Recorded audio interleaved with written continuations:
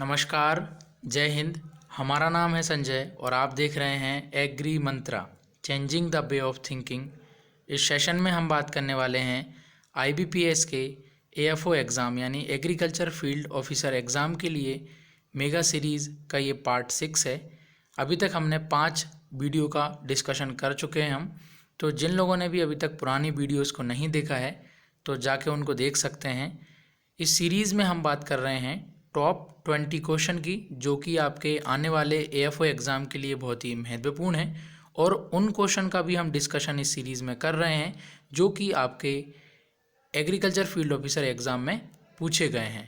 तो ये वीडियो बहुत ही महत्वपूर्ण होने वाली है, बहुत ही इम्पोर्टेंट होने वाली है। तो इस वीडियो के साथ आखिरी तक बने रहें।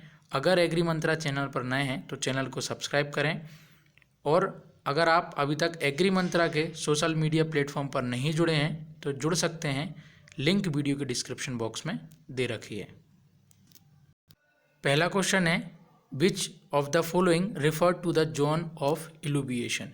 मतलब कि यहाँ पे इल्यूविएशन की बात हो रही है। ठीक है, तो हमने पढ़ा था सोयल साइंस के वीडियोज़ में, इल्यूविएशन होता है आई वाला और एक एल्यूविएशन होता है। ठीक है, जो एल्यूविएशन होता है वो आपका A2 होरिजन में होता है और जो इल्यूविएशन होता है वो होता है आपका B होरिजन में। जो ई वाला होता है, यानी आप इसको समझिए, इसी को क्लियर समझिए, कंफ्यूज मत रहिएगा। ये इल्यूविएशन होता है, इसका मतलब होता है वॉशिंग इन। ठीक है, वॉशिंग इन होता है, इसका मतलब कि अकोमुलेशन होता है सिसकी ऑक्साइड का, आयरन एल्युमिनियम ऑक्साइड्स का एकोमुलेशन हो जाता है। और ये जो होता है ये बी होरिजन में होता है। तो इसका जो राइट आंसर है वो है बी। मतलब यहाँ पे बात हो रही है कि इनमें से जो 4 ऑप्शन दे रखे हैं हॉरिजॉन्स के, उनमें से कौन सा जोन जो होता है वो जोन ऑफ एल्यूविएशन कहलाता है। ठीक है, या बाशिंग इन जिसको हम कहते हैं। तो यहाँ पे जो हमारा राइट आंसर है वो है ऑप्शन बी। और ये एग्रीकल्चर फील्ड ऑफिसर के एग्जाम में पूछा गया क्वेश्चन है। क्वेश्चन नंबर 2 की हम बात करते हैं, the base is not paid to. मतलब कि जो बेज होता है, बेज का हिंदी होता है मतलब कि बेज कह लो, या फिर इसको बेजेस भी कहते हैं, जिसको बोलते हैं दैनिक भत्ता या भत्ता। तो किसको नहीं दिया जाता, ये क्वेश्चन में बात हो रही है। तो जो हमारी फैमिली लेबर होती है, मतलब कि जो घर पे जो लोग जिनके पास खेती होती है, किसानों के पास, फिर किसान के साथ उसके घर के बीवी बच्चे भी जब खेत में काम करते हैं तो उनको किसी प्रकार का भत्ता नहीं दिया जाता है। तो यही इस क्वेश्चन में बात हो रही थी। बाकी कॉन्ट्रैक्ट लेबर को, कैजुअल लेबर को, परमानेंट लेबर को, सबको काम के बदले उनको पैसा दिया जाता है, जबकि फैमिली लेबर में पैसे की बात नहीं हो पाती। सेशन मज़ेदार है, वीडियो को लाइक करते चलें और इस सेशन को अधिक से अधिक शेयर करते चलें, क्योंकि ये session agriculture field officer exam के लिए बहुत ही महत्वपूर्ण है। ज़्यादा से ज़्यादा लोगों के साथ शेयर करेंगे तो ज़्यादा से ज़्यादा लोग इस सेशन के साथ जुड़ पाएंगे। अब हम बात करते हैं क्वेश्चन नंबर 3 की, BT cotton is resistant to which pest. ये भी एग्रीकल्चर फील्ड ऑफिसर एग्जाम में पूछा गया क्वेश्चन है। ये प्रीवियस ईयर के एग्जाम में पूछा था। तो यहाँ पे जो बीटी कॉटन है, बीटी का मतलब होता है बेसिलस थोरियोजेंसिस। ठीक है, तो शॉर्ट में उसको बीटी कॉटन कहते हैं।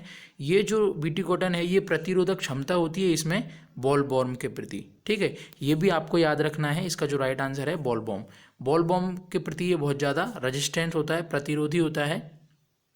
फिर क्वेश्चन नंबर 4 की हम बात कर लेते हैं। ये भी एग्ज़ाम में पूछा गया क्वेश्चन है, मेटिंग इन सीप इज़ कॉल्ड। मतलब कि जो उनका जो प्रजनन होता है, हिंदी में उसको प्रजनन कहते हैं, सीप में यानी भेड़ में। तो जो संभोग की क्रिया होती है उसको क्या कहते हैं, सीप में। तो यहाँ पे जो हमारा राइट आंसर है ये है बी, टपिंग। अब आगे हम 4 ऑप्शन को और अच्छे से समझ लेते हैं। जो आपके एग्जाम के पॉइंट ऑफ व्यू से जो क्वेश्चन इंपॉर्टेंट है उनका हम डिस्कशन करते चलेंगे। तो वीडियो थोड़ी सी लंबी हो सकती है, वीडियो के साथ जरूर जुड़े रहें, क्योंकि यहाँ पे इंपॉर्टेंट क्वेश्चन और इंपॉर्टेंट पॉइंट्स का भी हम डिस्कशन करते चल रहे हैं। पहला हम यहाँ पे इसका आंसर है टपिंग। ठीक है, अभी और बाकी समझ लीजिए। जो सर्विंग होती है, जो गाय में, भैंस में, यानी कि काऊ और बफेलो में जो मैटिंग होती है, जो उनका संभोग होता है, उस क्रिया को काऊ और बफेलो में सर्विंग कहा जाता है। ठीक है, याद रखिएगा। और टपिंग जो हो गया वो सीप में मैटिंग को कहते हैं। सीप में जब मैटिंग होती है उस प्रोसेस को हम कहते हैं टपिंग। ठीक है, कपलिंग जो होती है ये पिग में, पिग यानी जो आपका सुअर होता है, उसमें जब मैटिंग की प्रोसेस होती है या संभोग की जो क्रिया होती है उसको हम कपलिंग कहते हैं। काबिंग जो होती है गाय में यानी काऊ और बफेलो में, जो बच्चा देने की क्रिया होती है जिसको बोलते हैं पार्चुरेशन, जिसको हम बोलते हैं इंग्लिश में, ठीक है, तो उसको हम काविंग कहते हैं। तो आई होप आपको ये सारे पॉइंट अच्छे से क्लियर हो गए होंगे। यहाँ पे बात सीप की हो रही थी, तो यहाँ पे आंसर हमारा टपिंग है। आगे चलते हैं क्वेश्चन नंबर 5 की तरफ। यहाँ पे बात हो रही है farm profit is equal to, मतलब कि फार्म प्रॉफिट जो होता है वो किसके इक्वल होता है। तो यहाँ पे जो हमारा राइट आंसर है वह है ग्रॉस रेवेन्यू माइनस कॉस्ट, ठीक है। तो यहाँ पे ये हमारा राइट आंसर है। आगे बढ़ते हैं क्वेश्चन नंबर 6 की तरफ। यहाँ पे बात हो रही है sensation is a variety of, बहुत महत्वपूर्ण क्वेश्चन है, बहुत इंपॉर्टेंट क्वेश्चन है। इसको आपको स्टार लगा लेना है और आपको यहीं के यहीं इसको याद कर लेना है। जो सेंसेशन जो वेराइटी है, जो किस्म है, वो आम की किस्म है, ठीक है। कन्फ्यूज़ नहीं होना है क्योंकि अलग टाइप की क्वेश्चन है, अलग टाइप का वेराइटी है। कन्फ्यूज बिल्कुल मत होइएगा, इसको याद कर लीजिए। सेंसेशन जो है वो मैंगो की वेराइटी है, ठीक है। Question number 7, the new leaf of plant show yellow symptom and when remain green is caused by the deficiency of which nutrient. ये भी आपका एग्रीकल्चर फील्ड ऑफिसर एग्जाम में पूछा गया क्वेश्चन है। यहाँ पे बात हो रही है न्यू लीफ, मतलब जो नई पत्तियाँ होती हैं उनमें प्लांट जो होता है वो येलो कलर के यानी पीले कलर के लक्षण या सिम्टम प्रकट करता है। साथ ही जो बेन होती हैं उनकी वो हमेशा ग्रीन बनी रहती हैं, ठीक है, और जो पत्ती होती है वो पीली पड़ जाती है। यहाँ पे ये बात हो रही है। तो यहाँ पे जो हमारा राइट आंसर है वो है आयरन, ठीक है। और जो न्यू लीव्स पे लक्षण प्रकट करते हैं उसका भी मैं थोड़ा सा बता देता है। जो न्यू लीव्स पे जो जितने भी लक्षण प्रकट करते हैं वो होते हैं आपके मन फेकस, ठीक है। आप इसको याद रख सकते हैं, मन फेकस यानी कि मैग्नीज, आयरन, कॉपर और सल्फर, ठीक है। लेकिन कुछ जब इसके अंदर आप जब डिटेल में पढ़ते हैं, ये तो एक ऊपर का चार्ट हो गया कि न्यू पत्ती पे, ओल्ड पत्ती पे, न्यू लीफ और ओल्ड लीफ में कौन कौन से न्यूट्रिएंट लक्षण प्रकट करते हैं, ठीक है। तो न्यू लीफ की बात हो रही थी, ठीक है। तो मैग्नीज, आयरन, कॉपर और सल्फर, लेकिन इनके अंदर भी स्पेसिफिकेशन होता है। तो जैसे इसने बात करी प्लांट्स हो येलो सिम्टम और बेन रिमेन ग्रीन, तो यहाँ पे पर हमारा आंसर आयरन आ जाएगा क्योंकि इनके अंदर भी फिर अलग अलग कैरेक्टर, अलग अलग सिम्टम होते हैं, ठीक है। आप इतना याद रख सकते हैं कि न्यू लीफ पे कौन कौन से न्यूट्रिएंट जो होते हैं अपने कमी के लक्षण प्रकट करते हैं। आई होप आपको टॉपिक क्लियर हो गया होगा ये वाला। आगे बढ़ते हैं question number 8, guava wilt is caused bye. जो गुआवा यानी जो अमरूद में जो विल्ट की जो समस्या होती है वो कहाँ से उत्पन्न होती है या किसके द्वारा होती है। तो इसका जो सही आंसर वो है फंगस, फंजाई के द्वारा, कवक के द्वारा ये समस्या होती है। Question number 9, choose micro nutrient among these option, मतलब यहाँ माइक्रो नहीं, यहाँ पे मैक्रो न्यूट्रिएंट का पूछा है। इन ऑप्शन के हिसाब से मैक्रो न्यूट्रिएंट्स मतलब कि जो प्राथमिक पोषक तत्व हम जिनको कह सकते हैं या इनकी ज़्यादा मात्रा में हमको आवश्यकता होती है और ये प्लांट के लिए ज़्यादा ज़रूरी होते हैं, ठीक है। तो यहाँ पे हमको पता है NPK, ठीक है, ये प्राइमरी मैक्रो में आते हैं, और कॉपर भी होता है, ठीक है, सल्फर भी होता है। तो ऑप्शन के हिसाब से मॉलिब्डेनम, मैग्नीज, आयरन ये सब माइक्रो न्यूट्रिएंट में है, तो हमारा जो आंसर है वो है पोटेशियम, ठीक है। क्वेश्चन को पढ़ते चलिएगा कि क्वेश्चन पूछ क्या रहा है। हड़बड़ा हाथ में घबरा के क्वेश्चन को गलत नहीं करना है। इजी क्वेश्चन सबसे पहले स्टूडेंट से गलत होते हैं। तो इस सीरीज़ के माध्यम से आपकी एक प्रैक्टिस भी होती चलेगी, प्लस आपका एक कॉन्फिडेंस बिल्डअप भी होता चलेगा। तो सेशन बहुत मज़ेदार हो रहा है, तो इसको शेयर करते चलें और वीडियो को भी लाइक करते चलें। फिर है a female pig which does not give birth to individual called, मतलब कि कोई एक फीमेल पिग है, ठीक है, अगर वो बर्थ नहीं कर रही है, बच्चे को जन्म नहीं दे रही है, अब या मान के चलिए यंग फीमेल है पिग की, तो उसको हम क्या कहेंगे, ठीक है। ये भी अच्छा क्वेश्चन है, इसको भी हम क्लियर कर लेते हैं। इसका जो राइट आंसर है वो है गिल्ट। ये भी एग्रीकल्चर फील्ड ऑफिसर में पूछा गया क्वेश्चन है और इसका जो आंसर लिया गया था वो गिल्ट लिया गया था, ठीक है। अब हम बात करते हैं ईवी या ईव की, ठीक है। ईव भी इसको कहते हैं, कहीं कहीं इसको डैम कहते हैं, DAM, ठीक है। ये जो होता है, जो फीमेल सीप होती है, एडल्ट फीमेल सीप होती है, उसको बोलते हैं ईव या डैम, ठीक है। और जो डोई होता है, डोई मतलब या डो जिसको कहते हैं, ये होता है आपका जो फीमेल गॉट होती है, उसको हम डोई कहते हैं। तो ये पॉइंट आपको याद रखना है, एग्जाम में महत्वपूर्ण है। फिर है question number 11, serial highest gluten content is in, मतलब कि जो हमारे खाद्यान्न फसलें हैं, जो सीरियल्स हैं, उनमें सबसे ज़्यादा ग्लूटेन क्या होता है, ग्लूटेन एक प्रोटीन होता है, ठीक है। तो ये सबसे ज़्यादा जो होता है वो गेहूं में होता है, व्हीट में होता है। ये अच्छा क्वेश्चन है, महत्वपूर्ण है, आपको इसको याद रखना है। फिर है question number 12, crossing over is process opponent of, मतलब कि जो क्रॉसिंग ओवर होती है वो किसका अपोजिट होता है, तो इसका जो राइट आंसर है वो है लिंकेज, ये भी आपको याद रखना है। Question number 13, blue tag is related to which type of seed, मतलब यहाँ पे सीड साइंस का एक क्वेश्चन है और ये भी एग्रीकल्चर फील्ड ऑफिसर में पूछा गया क्वेश्चन है। यहाँ पे बात हो रही है कि जो ब्लू कलर का जो टैग दिया जाता है वो किस टाइप के सीड को दिया जाता है। इसको थोड़ा सा डिटेल में पढ़ लेते हैं क्योंकि ये एग्जाम के पॉइंट ऑफ व्यू से महत्वपूर्ण है और ये टैग से रिलेटेड हर एक एग्जाम में एक दो क्वेश्चन आते रहते हैं। तो देखिए, जो ब्रीडर सीड है उसके लिए गोल्डन कलर का, ठीक है, कहीं कहीं गोल्डन येलो कलर भी दे रखा होता है, तो आप इसको शॉर्टली गोल्डन याद कर लीजिए। गोल्डन या पेल गोल्डन कलर इसको दिया जाता है ब्रीडर सीड को, ठीक है। जो फाउंडेशन सीड होता है उसको हम वाइट कलर देते हैं, वाइट कलर का टैग देते हैं फाउंडेशन को, ठीक है। फिर उसके बाद आपका हो गया सर्टिफाइड, तो सर्टिफाइड जो सीड होता है उसको ब्लू कलर का टैग दिया जाता है, क्वेश्चन में ब्लू टैग ही पूछा है, यानी आंसर हमारा सर्टिफाइड है, ठीक है। एक और बचा रजिस्टर्ड सीड, जो रजिस्टर्ड सीड होता है उसको पर्पल कलर का टैग दिया जाता है। आई होप आपको ये सारे कॉन्सेप्ट या पॉइंट क्लियर हो गए होंगे। देखिए, ब्रीडर जो सीड है, ठीक है, जिसको प्रजनक बीज हम कहते हैं, उसके लिए गोल्डन कलर टैग दिया जाता है। फाउंडेशन जो सीड होता है, ठीक है, इसके लिए वाइट कलर का टैग दिया जाता है, सफ़ेद रंग का टैग दिया जाता है। सर्टिफाइड जो होते हैं जिसको हम इसको ब्लू कलर का हम टैग देते हैं, यानी नीले कलर का हम इसको टैग देते हैं। रजिस्टर्ड जो होता है, रजिस्टर्ड को हम पर्पल कलर का टैग देते हैं। आई होप आपको सारे पॉइंट अच्छे से क्लियर हो गए होंगे। एग्जाम के पॉइंट ऑफ व्यू से सारे पॉइंट इंपॉर्टेंट है, एग्जाम में पूछा गया क्वेश्चन भी ये है।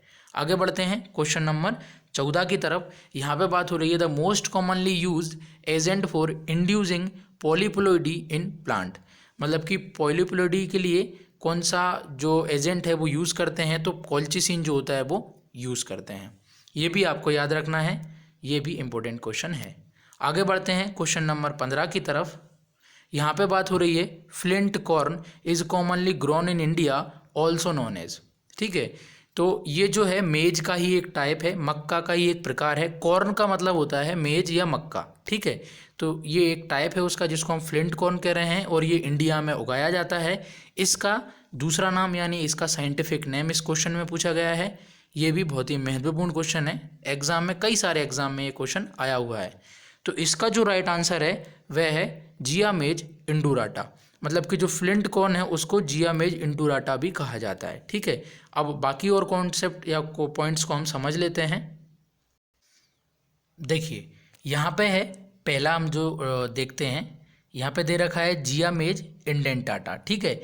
जो इंडेंटाटा है DENT डेंट आ गया, इसमें याद रखने के लिए हिसाब से बता रहे हैं। बहुत से स्टूडेंट इसमें गलत मतलब कॉन्सेप्ट बना लेते होंगे, याद नहीं हो पाता होगा।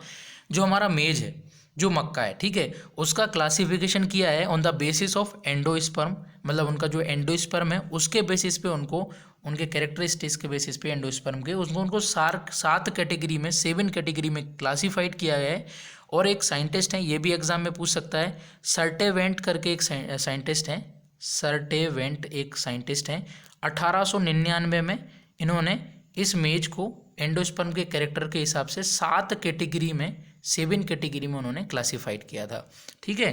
तो यहाँ पे 4 हैं, 3 और अलग हैं, आप पढ़ लेते हैं। इंडेंटाटा इसको बोलते हैं डेंट कॉर्न, ठीक है, डेंट आ गया और साइंटिफिक नेम में भी डेंट आ गया, इंडेंटाटा ये आ गया डेंट, ठीक है। तो इसको आपको याद आसानी से हो जाएगा, डेंट कॉर्न इसको कहते हैं। इंडुराटा जो है ये फ्लिंट कॉर्न हो गया, ठीक है, इंडुराटा आपका फ्लिंट कॉर्न हो गया, ये इंडिया में इसको हम कल्टिवेटेड करते हैं। फिर है आपका सेक्चेराटा या सेकेराटा जो होता है, इसको हम बोलते हैं स्वीट कॉर्न, ठीक है, मीठा मेज या कॉर्न इसको हम कहते हैं स्वीट कॉर्न। सेकेराटा स्वीट कॉर्न हो गया। एवर्टा जो होता है जियामेज एवर्टा, इसको हम कहते हैं पॉपकॉर्न, ठीक है। यहाँ तक हो गया क्लियर। इसको हम बोलते हैं सॉफ्ट कॉर्न। एक होता है फ्लोर कॉर्न, इसको फ्लोर कॉर्न को हम सॉफ्ट कॉर्न भी कहते हैं, ये होता है जियामेज एमाइलेसिया। एक बार रिपीट करता हूँ, फ्लोर कॉर्न जो होता है इसको हम बोलते हैं सॉफ्ट कॉर्न और इसका जो साइंटिफिक नेम होता है वो होता है जियामेज एमाइलेसिया। एक होता है पॉपकॉर्न हो गया एवर्टा, एक होता है बैक्सीकॉर्न जिसको बोलते हैं जियामेज सेराटीना, ठीक है, और एक होता है पॉडकॉर्न जिसको बोलते हैं जियामेज जूनिकाटा बोल दो या फिर ट्यूनिकाटा, ठीक है। क्लियर ना हुआ हो तो वीडियो को थोड़ा सा पीछे करके दोबारा सुन लीजिएगा, याद हो जाएगा, ठीक है। आगे बढ़ते हैं क्वेश्चन नंबर 16 की तरफ। तो यहाँ पे ये भी एग्रीकल्चर फील्ड ऑफिसर एग्जाम में पूछा गया क्वेश्चन है। यहाँ पे बात हो रही है in which planting system for plants are planted in square, ठीक है, in which plant to plant and row to row distance is same, बस यही हमको पकड़ लेना था।